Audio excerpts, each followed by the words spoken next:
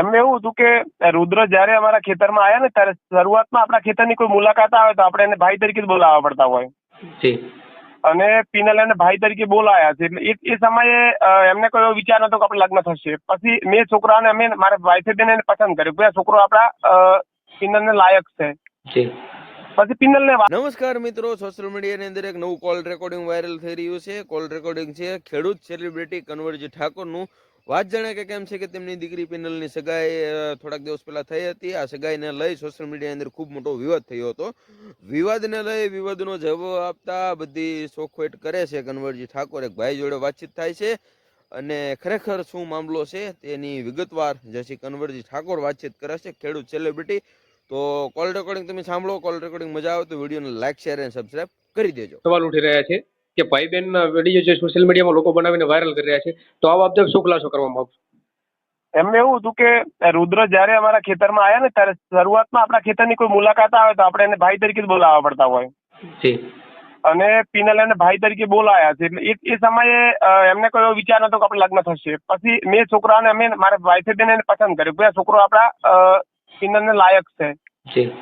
પછી પિનલને વાત કરી અમે તો પિનલ કે મારે ચાલશે. તો પછી અમે એ પ્રમાણે એના મમ્મી પપ્પાને વાત કરી કે અમે સોશિયલ મીડિયા વાપરીએ છીએ, આ બધું માન્ય છે? તો કે માન્ય છે. પછી અમને ગમ્યું એટલે અમે એમની સગાઈ નક્કી કરી. અને એ પણ સામાન્ય અમારા પરિવારના લોકો વચ્ચે સમાજના બંધારણ અનુસાર જે સાદગી ભરેલા એમની સગાઈ કરી. અમે ધારીએ તો 2-5 લોકો વચ્ચે પણ કરવા સમાજનું બંધારણ હતું એટલા માટે અમે કોઈ એવા નવા કોઈ કર્યું નથી. અને મંડપ પણ સામાન્ય એક મંડપ હતો અને સામાન્ય હતો અને અમે એ સગાઈને નક્કી કરી હતી. તો હવે સોશિયલ મીડિયામાં જે જૂના વિડીયા છે એ લોકો ભાઈ તરીકે છે. તો રાખડી તો કોઈ બાંધી નથી પિનલ લગ્ન કરે એવું તો છે નહીં. પિનલ કોઈ મોં માસીના થતા નથી. એ અમારે એવા કોઈ સગાના લગવા ખાલી એક સમાજના છે એ રીતે અમે લગ્ન કર્યા છે. પછી બાકી સોશિયલ મીડિયામાં જે લોકોને જે કેવું હોય કહી શકે છે. અને ખાસ કરીને બંધારણનું પાલન કેટલું કરે સગાઈ બાબતે આપે? અમે જે સમાજનું બંધારણ હતું એ જ પ્રમાણે અને એ લોકો એક જ જોડી કપડાં લાયા હતા. એમને 1100 રૂપિયા જે આપણો નિયમ હતો એ પ્રમાણે કર્યા હતા. બાકી નવું તો સામાન્ય ખુરશી હતી અમારી પાસે, વીટી પિનલે પહેરાવી છે. બાકી બીજું કોઈ અમે એવું નવું કોઈ તાયફા કર્યા જ નથી. અને ખાસ કરીને સગાઈ જે નક્કી કરી પહેલા નક્કી કરેલી હતી કે એની પછી? ના, આ તો જૂનો વિડીયો છે જે ભાઈ બેન વાળો વિડીયો રહ્યો. એટલે પેલા ભાઈએ સામેથી બેન કીધું નથી, ખાલી પિનલે ભાઈ રુદ્ર ભાઈ કીધું છે ખાલી. એ તો જૂનો વિડીયો છે, 1 વર્ષ પહેલાનો વિડીયો છે. અને આમ તો ગમે તે આપણા ખેતરમાં આવે તો આપણે ભાઈ તરીકે બોલાવવા પડે કે ગમે તે હોય. એ તો પિનલબેન ની મર્યાદા. અને હા, અને પિનલ એવું થોડું કોઈ રાખડી બીજી બાંધીને લગ્ન કર્યા છે એવું કહી શકે સોશિયલ મીડિયા કે ભાઈ સાથે લગ્ન કર્યા એવું કહી ના શકે ને. બાકી જેના વિચાર હોય જેવું કહી શકે, બધાને જે પોતપોતાના વિચાર. અને ખાસ કરીને હવે સોશિયલ મીડિયામાં જે વિવાદ ચાલી રહ્યો છે તો આ લોકોને આપ શું અત્યારે કહેવા માંગશો જે વિવાદ ચાલી રહ્યો છે? બસ હું તો એક જ કહીશ કે ભગવાન તમને સદબુદ્ધિ આપે અને સમાજની ખોટી ટીકા ટાપણીમાં ના કરે અને બસ ધંધો કરી અને સારું સમાજનું નામ રોશન કરે અને ખૂબ સારું શિક્ષણ મેળવે. બધાને શુભકામનાઓ પાઠવું છું.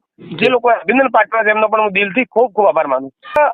રુદ્ર એ માણિકપુરાના વતની છે. એમના પપ્પા અને એ બધા ખેતી સાથે સંકળાયેલા છે. અને રુદ્ર સોશિયલ મીડિયામાં વિડીયા પણ બનાવે છે, સેવાનું કામ કરે છે. અને હવે તો બધા અમે સાથે મહિના અમારા ધંધા ઘણા બધા છે, અમે સાથે મહિને કામ કરશું. જી. અને લગ્ન બાબતે? હજુ એકાદ મહિના 2 મહિના પછી ડિસિઝન લેવાનો. સમાજના નીતિ નિયમો હોય છે એ પ્રમાણે હું લગ્ન કરીશ. અને આ સગાઈનો જે કાર્યક્રમ સેલિબ્રેશન કર્યો, સગાઈનો કાર્યક્રમ કઈ જગ્યાએ રાખવામાં આવ્યો? મારા ખેતરે રાખ્યો તો. રુદ્રને પણ મેં ખેતરે બોલાયા હતા કારણ કે એમને સામેના પક્ષનો ખોટા ખર્ચા ના થાય. એક જ જગ્યાએ બધું ગોઠવી અને બધું અમે 100 માણસોની વચ્ચે સગાઈ કરી. અને હવે બીજા કોઈ ખર્ચા અમે નથી કરવાના કારણ કે સમાજ જે ખર્ચામાં જતા એટલે આમને સામને જતા હોય ને આ બધું અમે કરવાનું નથી. બસ ખાલી હું એકલો જ જોવા ગયો હતો અને સગાઈ થઈ ગઈ છે અને હવે લગ્ન પણ સાદગીથી કરશું. દાન કર્યું છે ને હજુ પણ જે શિક્ષણના કામમાં એ પૈસા વાપરશું અમે. અમારા સગાઈના ખર્ચો બચાય એમાંથી પણ દાન કર્યું છે અને લગ્નના ખર્ચા પણ બચાવી અને શિક્ષણમાં દાન કરી. જી. હવે ખાસ કરીને પિનલબેન અને રુદ્રભાઈને શું સંદેશો આપશો અત્યારે જીવનમાં આગળ વધવા માટે? આપો અનેક લોકોને સલાહ આપતા હોય છે. બસ હું એ જ કહું છું કે એમના માતા પિતાની અને મારું માન મર્યાદા જળવાય રીતે એ લોકો કામ કરે અને બસ સમાજની સેવા કરે અને સમાજના લોકોને સારો સંદેશ મળે એ રીતના કામ કરે અને મારો એમને ફૂલ સપોર્ટ. જી.